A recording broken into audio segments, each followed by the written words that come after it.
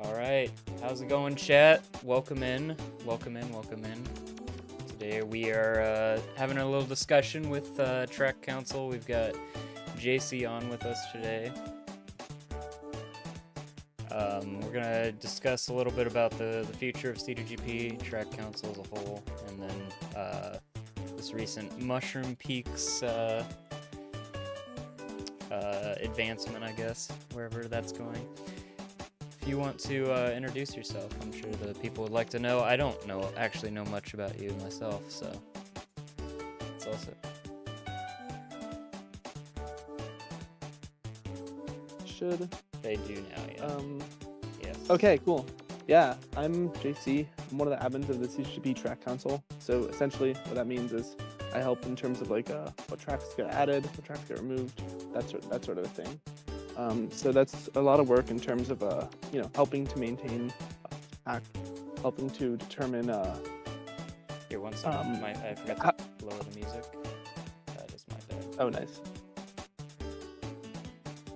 There we go. Am I good now? Okay, yeah. So it's a lot. So really, generally, that's just in short. I'm one of the people who runs the Track Council, which determines what gets added from CTGP and determines what goes on the polls to get removed from CTGP. At its core, it's that I don't work on the development side. That's mostly just Mr. Bean and his sister Chatters. But I do do a lot of work contacting the author community, contacting the competitive community, contacting players outside both communities, and trying to figure out what they want. And the Track Council is responsible for that. And I'll obviously get into all those things as we talk some more. Right, and you're saying you're a little newer to CTGP as like a more of a zoomer to it. When did you start playing? I mean, I've had a copy of the Mario Kart Wii game disc since 2010. When I was far younger than I am now.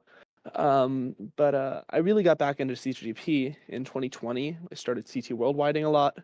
I played mainly just CT Worldwide for a couple of years, and then in 2022, I got into the competitive community. And then at the start of 2023, I joined the Track Council, and I became an admin in August of 2023. So I've been running the ship for about 15 months now.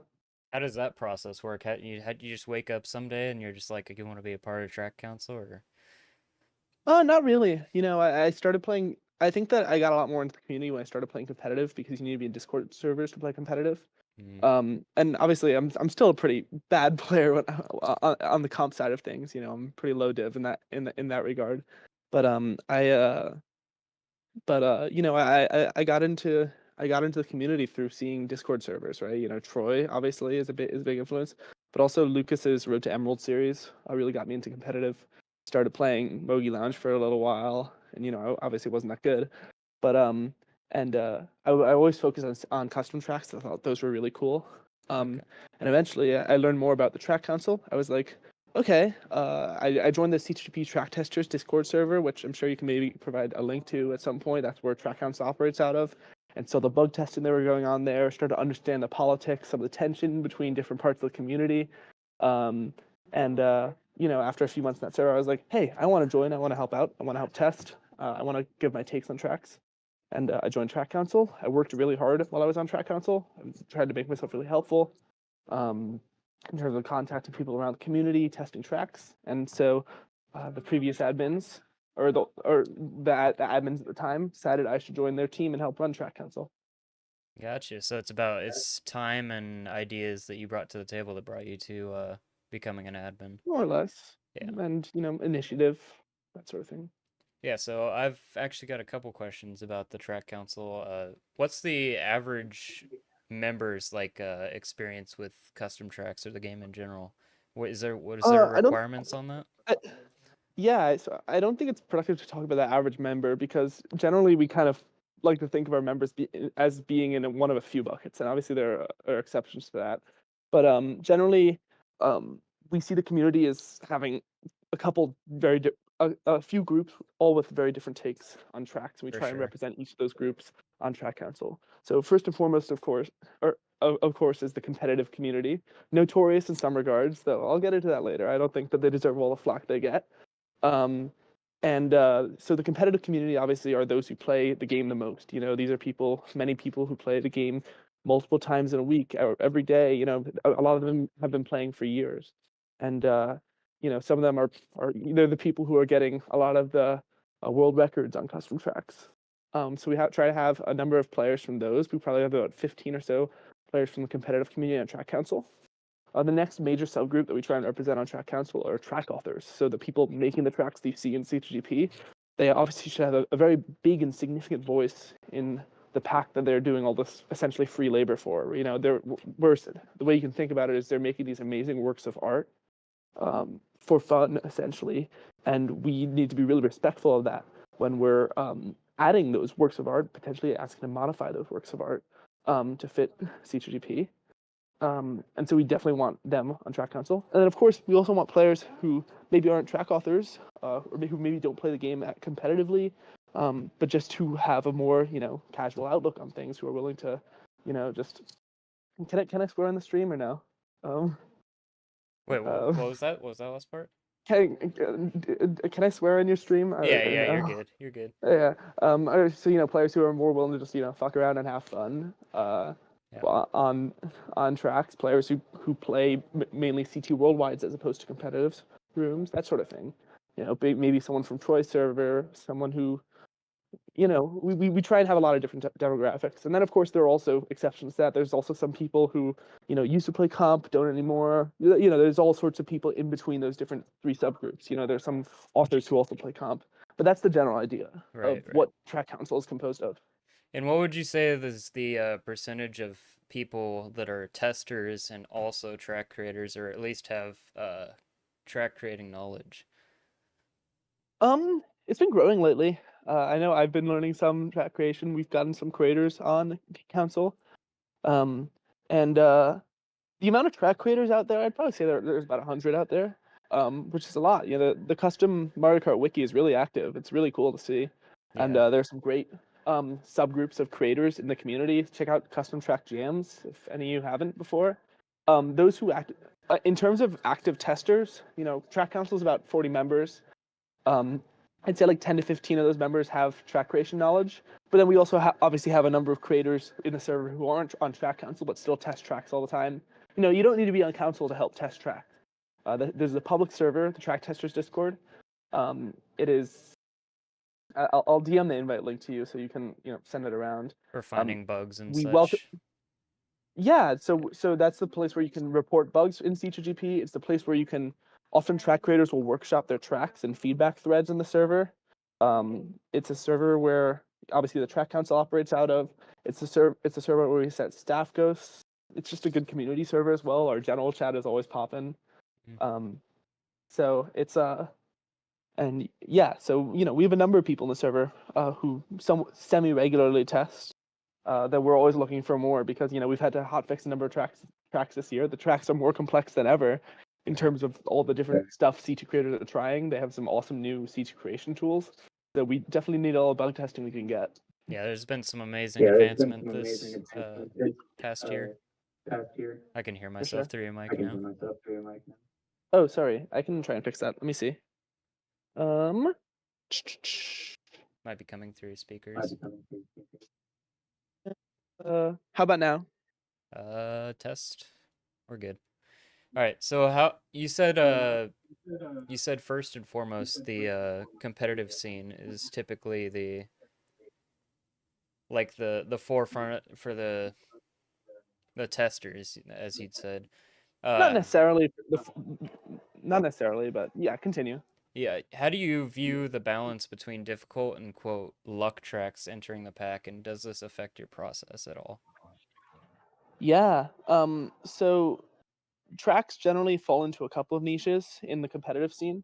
So you have front run tracks. Those are tracks where, you know, making a mistake and falling behind, it will be somewhat difficult to catch up. And those tend to be viewed as rather skill-based because you get punished for your mistakes. You know, it's not like you can fall off the track twice and get bailed out by pulling the bill or just like shrooming through 5 seconds of off-road, you know. So an example of a front run track on a Nintendo track would be Toad's Factory.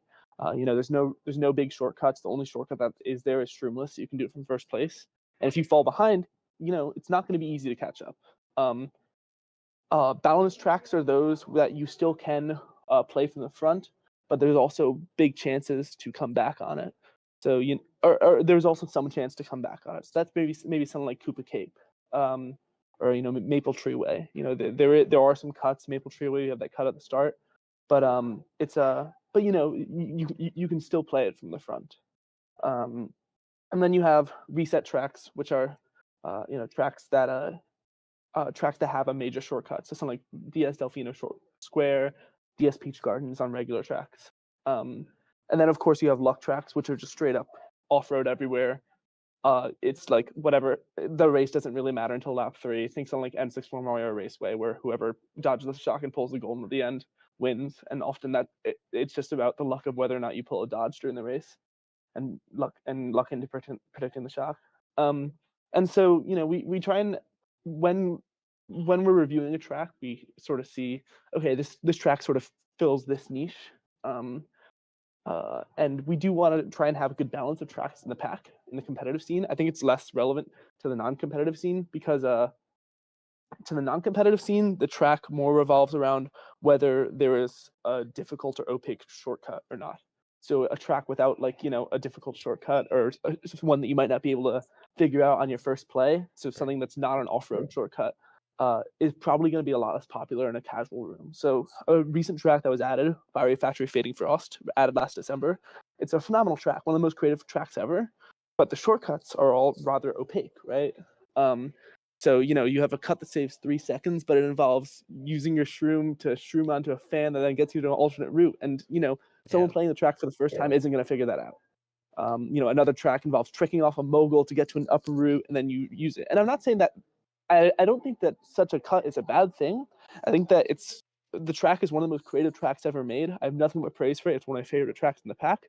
But such a track is going to play better in a competitive setting than a non-competitive setting, because in a competitive setting, you're getting a balanced room where everyone knows all the levels of the track. In C2 Worldwide, you don't know what you're going to get, right? Some people, and frankly, the mentality among a significant portion of the player base is that they should be able to compete on tracks on some of their first playthroughs in C2 Worldwide. And with the shrinking community, that's difficult. So finding a good balance of different niches of tracks to add is really, really important. And when we have an update that leans all in one direction with those sorts of tracks, it can often be badly received. So the stakes are high with every update in terms of figuring out this balance. Yeah, I've definitely noticed that with a few updates over the few years, and so you'd say that you try to keep a balance number between each type of track without overstepping. We don't have like a count per se. We're not keeping track anywhere, but I think that we want to accept a diverse array of tracks that represent the best of what C2 creators have to offer. That even extends to visuals. You don't want all the tracks to look the same.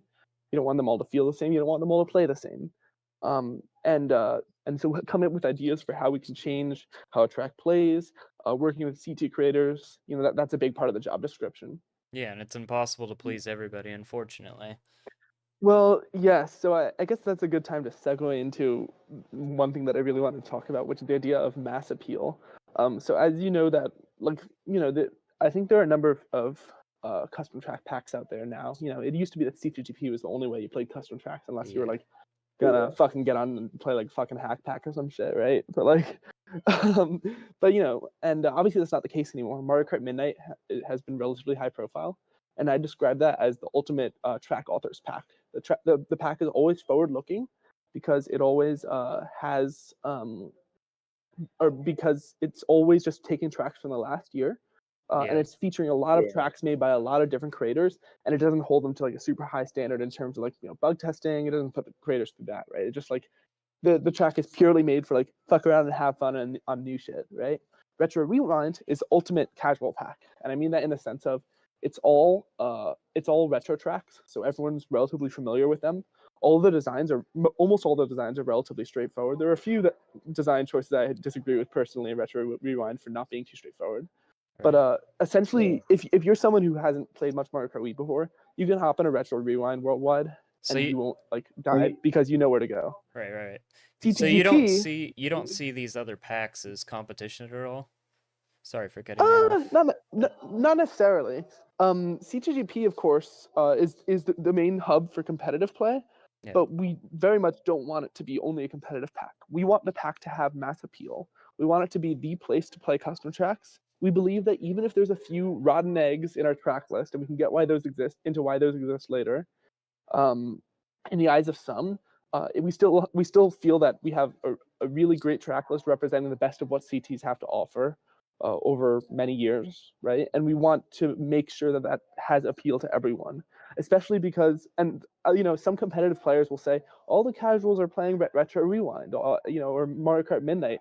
Like, why can't this be like more of a competitive pack? Frankly, the answer is that competitive play dies as well if you don't have new players also messing around with the CTs that you play in competitive play, right? Absolutely. So having that mass appeal is super, super important to us. It's something we work very hard to do. It's something that we miss the mark on sometimes because it's really fucking hard to do. And yeah, it's almost an impossible to attain goal because everyone has diverse wants, every removal is greeted with overwhelming controversy. Even the most disliked track in the pack, with that being Mushroom Peaks, on our rating polls, it only gets about half the community voting remove on it. And most tracks get 20 to 30% of people voting remove on it. Yeah.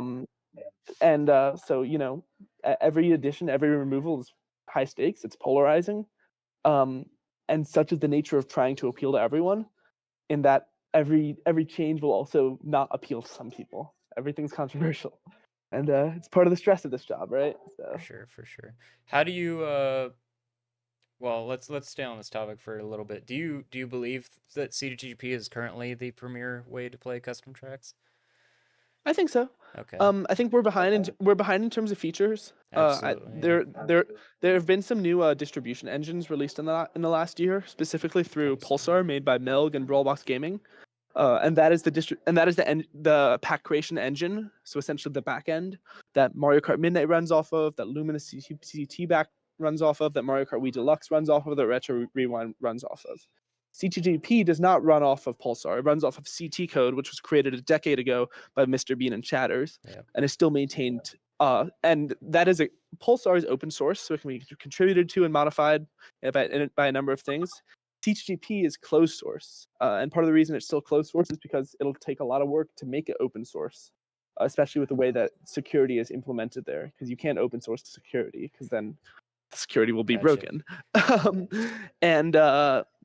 And it's not as simple as just transitioning over to Pulsar, but we are hamstrung by the fact that Mr. Bean is essentially the sole developer on this, and when you're a one-man team, you can't really work all that fast. So we've definitely fallen behind in terms of having stuff like online TTs or having a bit of a data interface. With that said, I think that our track list absolutely reflects some of the best of what CTs have to offer. That'll be a controversial statement, especially in some sects of the competitive community, which make their opinions very well known to me all the time. It's very tiring. But there's no pack that bug tests as hard as CTGP. There's no pack that works as actively with authors in terms of track development as CTGP. And there's no pack that has as many downloads and as much as activity as CTGP, except for Retro Rewind. But Retro Rewind, you're not playing custom tracks, you're playing retro tracks. And there's a difference in my mind. Right. The point that I wanted to get to really quick was that Bean is still doing this all on his own. Does he have any future plans to reach out or have other coders join him? And how available is he to continue doing this? So Bean does work on this full time. He long down the road, open sourcing is something that we want to pursue. Because long term, in terms of long term viability, CTGP needs to be open sourced. Having an alternative version for Dolphin or even Nanless would be good as well, because realistically, the number of Wiis in households, especially of young people who are most likely to get into playing this game, is going down every year, right? Yeah. And so but in the immediate future, no, there's not a viable path to open sourcing. Open sourcing would require having to rewrite basically all of the security code on the back end of CTGP. And it's not something that, it's not something that's within my control. That's on Bean. I'm not a coder. I'm not a coder myself, but would it be possible for somebody to join alongside Bean working through him to work on the code Yeah. or add features that way? So it would. I talked to Bean and Chatters about this, but I think Chatters especially, she's quite opposed to this because of the risk of security. And especially in an online community where everyone's semi-anonymous, it only takes adding one bad actor to basically fuck up CTGP's security fully. And I think that, so, my personal take is that would be a risk worth taking, especially if we added certain reputable people. One such coder, Melg, he was the guy who made Pulsar, and he was the CCP admin for a couple of years. I don't think there's anyone in the community more reputable than him, and I'd endorse someone like him being able to join the team. But so far, Bean and Chatters are pretty unmoved on that front, and that's outside of my control. Again, I work on the tracks side of things, and I'm proud of the work that Council does getting tracks in. I'm proud of the work that the admins have done, and we work really hard to optimize the track list. But the code side of things is outside of of the scope of our control. Right. Yeah, I don't want you to have to speak on Bean's behalf or whatnot. So I guess we can move on to the topic that a few people are here for. October 28th, you posted a poll regarding the future of Mushroom Peaks. Can you describe the events that led up to this decision to hold the poll? For sure. So Mushroom Peaks was it's been a flashpoint in the community for about 6 years, I'd say. I think that it was only 7 years ago when TWD98, noted Mushroom Peaks hater, said in a video, and I quote, "Mushroom Peaks should never be removed. It's too iconic." A lot has changed about CTGP in 7 years, however. Obviously, the standards for custom tracks have gone way up. Much of the pack has been turned over to new tracks since then. To the chagrin of old boomer players, like, in with the new, out with the old. We have some classic tracks, but a lot of amazing new tracks come in. Track design standards have been massively raised. The primary modeling softwares have switched to enable far more ambitious designs than what was enabled by SketchUp, and then even earlier by Microsoft Paint, which is what Bean made it in. Right. And so Mushroom Peaks has shifted from being this icon of the pack to something of a pariah, known for being probably the only pack in CTGP to single-handedly actively drive away new players. And this is, of course, because it is spam picked in CT Worldwide more than any other track. Yeah, To an by extent, both. this is well. The funny thing is, the narrative, of course, is that it's spam picked because people want to farm VR off of it. Because if you know how to take the notorious mushroom section, you're at a huge advantage over those who don't. The respawns are also notoriously bad, to the point where if you don't know how to get past the third mushroom on the left path, you are literally soft locked. Another thing I've experienced with it is people like to pick it when they're having a bad day or they feel like trolling in a lobby, especially. Smaller Yeah. lobbies, they like to waste people's time by Mm-hmm. picking a Yeah. 4.5 minute track or whatever. Yeah. Yeah, that's And, also an issue. and I will say though that there, I've been in many C2 worldwides, and there's a lot of sort of you know, anecdotal evidence about this, that it's not just high VR players picking it to farm VR off of low VR players. It is picked by literally everyone. It has been top 3 in play count for as long as we've been tracking play count stats in CGP. It was the first time it even got unseated from the #1 spot was Banished Keep a couple years ago. Great track, by the way. Shout out Metabus. And Bean, of course, and of course, it really took a turn about 5 years ago when Mangalore made his notorious video about Mushroom Peaks. Bean had a less than a cordial response, shall we say? But Bean's obviously softened. I think Bean's matured a lot. Bean's gotten, Bean loves the pack, just wants to do what's best for it. And his rationale for wanting to keep or for not wanting to pull Peaks is that it was #1 in popularity, despite the fact that on our rating forums where people vote keep or remove on every track, it consistently ranked in the bottom 3. So Bean's quandary, of course, was what to do with this, and a lot of people would point to people are just picking to farm VR, and Bean would say, well, if people are picking it, you still must like it. And so what I seeing how it was driving casual players away, but also seeing how beloved it was by parts of the community, and the fact that it was very much picked, I said to Bean, hey, I think that at the very least we should make this track a secret track. It would still stay in the pack, but I think it's something that the entire community could get behind. And I think that we should at least give people the option to remove it at this point, because I think that the reality is that there are some perverse incentives for people to pick it. And if all those low VR players who pick it in CT Worldwide really wanted to stick around as a secret track, then they'll show up to vote. If there's one thing that'll get people in like no other, then it's this. And to be sure, this poll did. Usually our rating forums get about 500 votes. It's got over 2,000 votes from people all throughout the community. 80% of who don't vote or who don't play competitive. Yeah, and there's a couple things I want to get to on this. There was rumors a few years back that Bean wanted to recreate them himself. I don't know if that was out of his own mouth or otherwise. I hear there's going to be an update to when this goes into being a secret track as well. Yeah, so Bean is known for putting a lot of things on his to-do, but his to-do list is very long. And I think that, to even begin an update to it, he'd have to catch up with a lot of the modern 3D modeling tools while he's mostly a coder, not a modeler.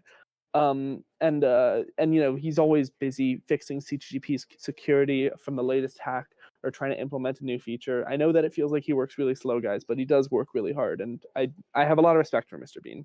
For as much shit as he gets, he's given us this incredible pack of CTs to play on. He's kept it alive for 15 years, right? Like shout out to him. He's incredible. And he's probably he's one of the most brilliant coders in the community. Even if his pace can be frustrating sometimes. But yeah, so Bean always said it was on his to-do, but I don't think it was ever high enough up, especially relative to pressing security concerns, where he'd be able to have massive amounts of spare time to take that sort of thing on, because CT creation takes a long time. Right. So we recently started looking. So earlier this year, before this whole poll thing, we looked into doing like a full-on overhaul of the track, like basically full retheme it. But that takes a lot of work, and that takes time. That sort of a thing is still on the table for the future, but for now, what we're planning on doing is for the Christmas update, the track will essentially become a secret track. It'll get a hotfix update that improves respawns, it improves beam corners, it widens some of the landing areas after the uphills. It'll what else? It'll add a few arrows. But yeah, so if you're falling off on the track, at least you'll be getting respawned forward almost all the time. And so even if you're failing that mushroom section consistently, you'll still get through it in 2 respawns as opposed to having to respawn 7 times. Right. And frankly, the video tutorials are out there as well. And I was surprised as anyone that it got voted to be a secret track or voted to be removed. But I think that if anything, that's a sign of its iconic status. And I'm not one to doubt the will of 2,000 people voting. And I think that having it become a secret track and getting a significant quality of life update, that even though it'll still look dated, even though it will still have that notorious section, it'll play a lot better in those CT Worldwides. Right. I'm excited about that. Yeah, I am as well, and we are running a little short on time, so I will rush you through a couple more questions. For sure. So this is not the typical way that you would be removing tracks. People are a little worried that maybe we aren't using the correct way of removing tracks, or maybe something needs to change with that system as well. There was also an instance where Incendia Castle was put onto a track list despite not being one of the least picked tracks, and it did stay. It did stay, but it did upset quite a few people as well. Yeah. Frankly, the only rule that Bean imposes on Council in terms of track removals is that it shouldn't be top 50 popularity or top 50 rating. Outside of that, Council has discretion to decide those things. And generally, we try and orient it towards the least picked and the least and the worst rated tracks. Okay. Incendia Castle's long been all three bean tracks have long been one of the worst rated tracks, and I think that council really wanted to see how a bean track would fare on those removal polls, given how notorious they are in the community. Because Incendia stayed in, we are looking to update it. Another admin, Bento, has early workings of something. Okay. But what I'd say to people who feel that that who disagree with that is come test tracks, apply to council, right? It's not hard to get onto council if you're just motivated to test tracks. But there, I think that far better than complaining about the pack is helping develop it, right? Yeah. Like it is very easy to have input. Just join the server and start typing, right? And start download some tracks, put them in your My Stuff, get testing. If you have complaints about the pack, then you should help out, right? Yeah, I agree. That's Maybe people look at the name track testers and they think only new tracks rather than going back or fixing tracks or stuff like that. yeah. I do want to get on to this other question. How do you forecast the future updates in 2025? In 2022 and 2023, it seemed like they're about monthly. Do you have like a roadmap to where how many updates you want to be doing a year, or how long does it take for Yeah. these stats to solidify? So in each of the last 5 years, we've added 21 new tracks or so. I think the number was slightly lower in 2023. This year, we're going to be adding 20. So like around 2021 new tracks. The updates were only monthly, really, from May to December of 2020. After that, we've done about five. We did 7 updates in the year of 2021, though there weren't as many new tracks. We did, I think, six in 2022, 5 in 2020, or like 4 updates in 2023, and 5 this year. Next year, I think that we're actually planning on slowing down the pace of updates to about, I think, maybe 3 in the full year, but there will probably be about 5 new tracks in each update, 5 or 6. This is for a couple reasons. One, the number of new tracks has been slowing down, or the number of new tracks submitted has slowed down a little bit. I think 2023 was a historic high in terms of CT submissions, but things have slowed down a little bit. To the point where a number of the tracks we've added this year were just backlogged from 2023. The other one is we want to start lining up our update cycles with the off seasons of the competitive league. I think that it's a nice quality of life thing to do for that part of the community that's really stuck with us for so long. And it doesn't seem, and I think that generally there's also something of an appetite to slow down updates a bit, just so that people who maybe take a few months off CTs or who maybe don't play it so intensely can still catch up relatively quickly. And the reality is with 218 tracks, there will always be a significant learning curve. This is why we do track removal polls. We can't add more slots because then that only worsens that problem of the learning curve. But I don't think that reducing the number of slots, given how many great CTs there are out there, is a great idea either. So Right. but we won't do. But yeah, so I think I'd expect about 15 new tracks in 2025, and an update in like April, August, and December or so. Okay. And then yeah, I did want to mention kind of as a last thing is I do believe that features are definitely the polling point for newer players and casuals alike. And I think CGP has the best ones, and that's what keeps the casuals around. I think if there was somewhere for Bean to be putting his time, it'd be that. And I feel like Yeah, the for sure. tracks could be, yeah, I definitely think the tracks could be more competitively swayed rather than catering as much I to casuals. But I also see the value of like a baby park or whatnot to keep things yeah, I mean, interesting. frankly, we have tracks of a lot of different niches. I think an example of a track that's really really complex is something like a blissful block that was added earlier this year. It has three different routes. And I Very think that it crazy. belongs in CGP. It's a wild track. It's a hard track. You're gonna get hit by a car. But it's also a total feat of CT creation. It's a lot of fun to play on. But on the other hand, it's good to have something like a recent addition with Sandy Clock Tower, which is pretty straightforward. No big cuts. There was a big cut that when we hot fixed it, we actually patched it out so that it could fill this niche of a more simple, straightforward, decent front run track. Nothing too crazy. Area 64 is another one like that. It's mainly just grass and some cool driving, a cool theme.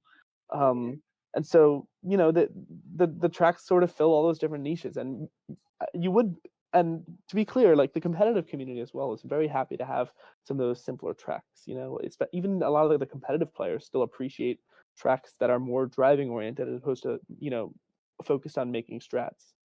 So there's a track for everyone in CTGP, and we want to keep it that way. Yeah. As for features, I think that the top priority is online CTs right now. That just got added to the new release of Pulsar, and once that release is fully stable, that'll be implemented into packs such as Midnight, Retro Rewind, anything that runs off of Pulsar, which is any pack that's worth their salt nowadays.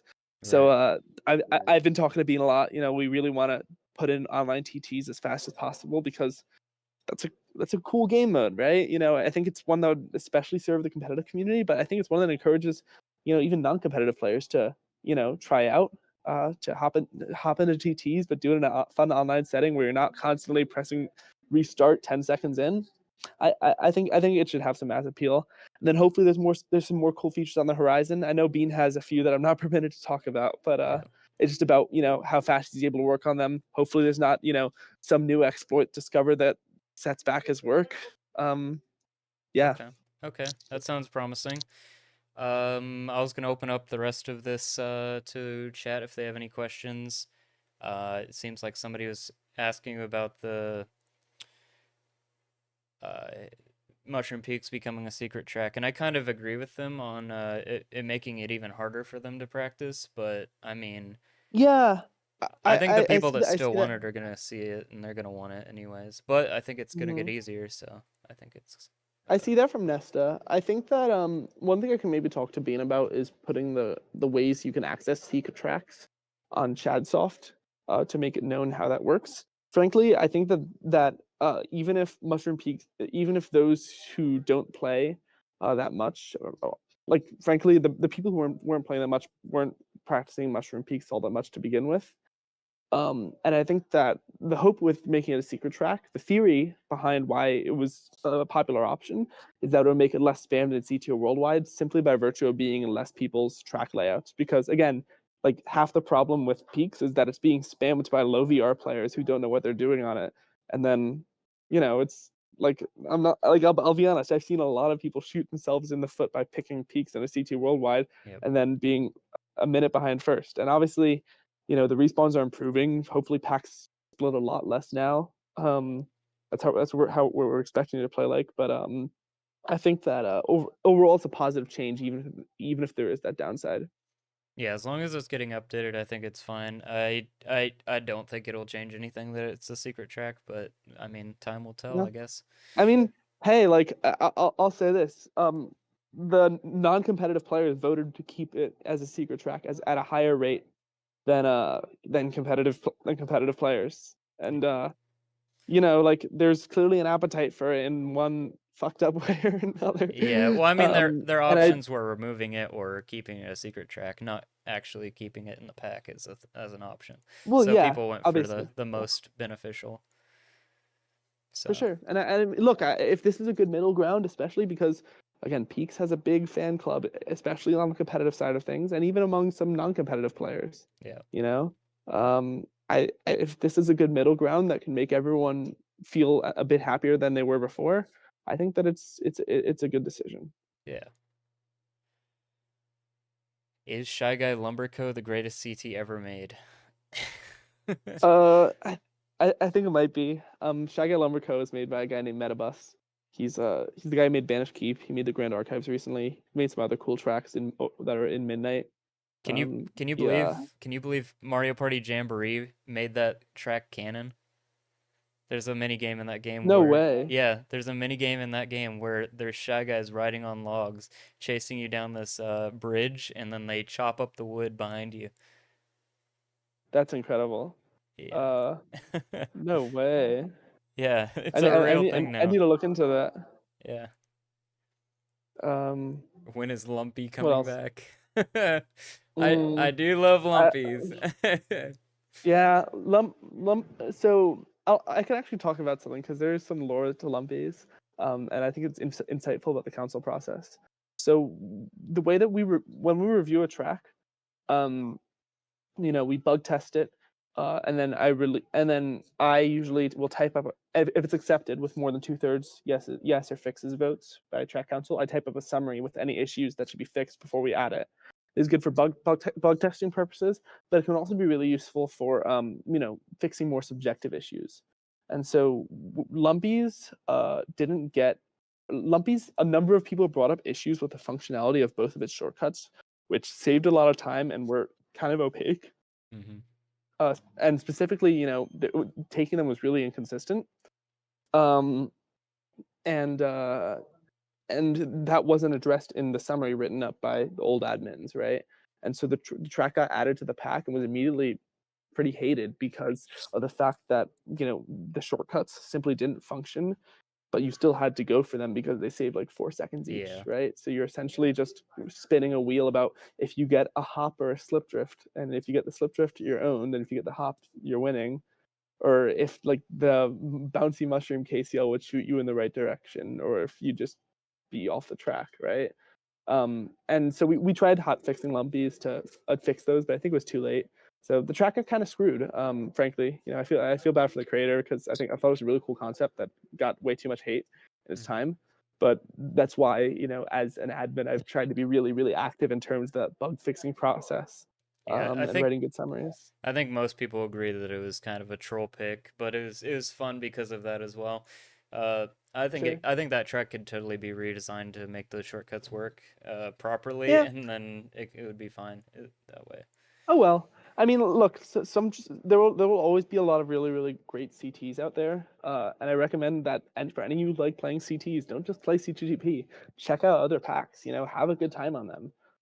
The beauty of having a lot of packs is that there are some for specific niches. If you want to play just like a fuck ton of tracks and on a semi-active pack, go to Mario Kart Wii Deluxe. If you want to just play tracks where you don't have to think too much, but you can still just have a good time and compete because you know what's happening. Play Retro Rewind, right? If you want to just see what's new, even if it's a bit jank still, go play Mario Kart Midnight. And I think that CGP, if you want to play competitively, obviously you got to play CGP. If you want to see what I think are some of the best CTs out there, you play CGP. But I think that the fact that there are loads of other packs out there is a really good thing. It bodes well for the long-term health of the community. Um, and I think that as long as CTGP just keeps doing its best in terms of adding tracks, as long as Bean's able to hopefully implement some new features in the near future, we'll be all right.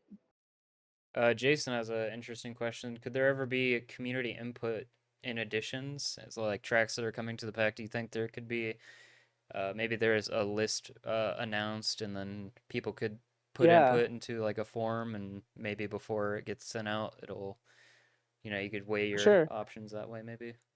So Jason, first off, again, you can always join track council and have some input in those sorts of things. Generally, additions are first submitted by the creator. The creator is the one who initiates it because the review process for CGP can be more intense in terms of bug fixing. We generally need the creator to buy into that process before we add the track, because we'll always need to edit it to iron out bugs, which the standard other packs don't necessarily hold their tracks to. Definitely. Um, and so we're limited first by creators want to submit, and there's some creators who don't want to submit. I admit that, like, the competitive community especially, but all parts of the community can be toxic towards C2 creators. The big problem, one that Very. I've sought to mitigate, but there's some C2 creators who don't want their tracks submitted to CGP in the first place. Um, and then in terms of the track removals, we actually recently sent out a form asking about any removals that people want undone. And those removals, it got 700 responses. And those removals are if a CT creator comes to us and says, "Hey, I'm looking to remake an old track. Any suggestions?" Those are at the top of the list, right? We're looking to remake Seaside Resort, Caladay Desert, because even if they were removed at their time, they still have big fan clubs. They're still, maybe you give it a visual overhaul, improve some of the jank, that sort of thing, and you got a great track again. But I think I, I think that the best way to do it though is just to join the track tester server, make yourself known in general. Council and admins are always vocal, always active, and we always want to hear what people have to say. Alrighty. So, Well, I think we're just about out of time. I appreciate you coming on and filling us yeah, in on for all of sure. this. Thank you for having me. Yeah, Can you make sure to post the invite link to the Track Testers Discord, yeah. in like the description of the YouTube video, or in chat or whatever, because I think that, again, we want people to join, we want people to have input. So There, we've sent it thank out. you, Gary. Yeah, thanks for coming on and giving, or I guess Yeah, voicing everything about this, because I feel like yeah, sometimes for sure. people aren't paying attention to all of the discords that they're in and stuff like that. So Yeah, it's important to have something my like this. yeah, my DMs are open. My Discord is at JCMKW. So if any of you have any questions, DM me. I'm always down to chat. Cheers. Alrighty, thank you. Have a good day. You too. All right, and that's the end of that. Thanks for tuning in, everybody. I appreciate everybody coming in with their inputs, um, and JC for his time for sure. Uh, Maybe we didn't get through as many questions as we could have. I think there was some really good insight there, though. And hopefully this was insightful for a lot of you guys that maybe don't know what's going on with CTGP. So thanks for tuning in, and I am tuning out. Thanks, guys. Peace. Have a good day. I will be back later for Rivals 2 with Caleb, and I'll see you guys later.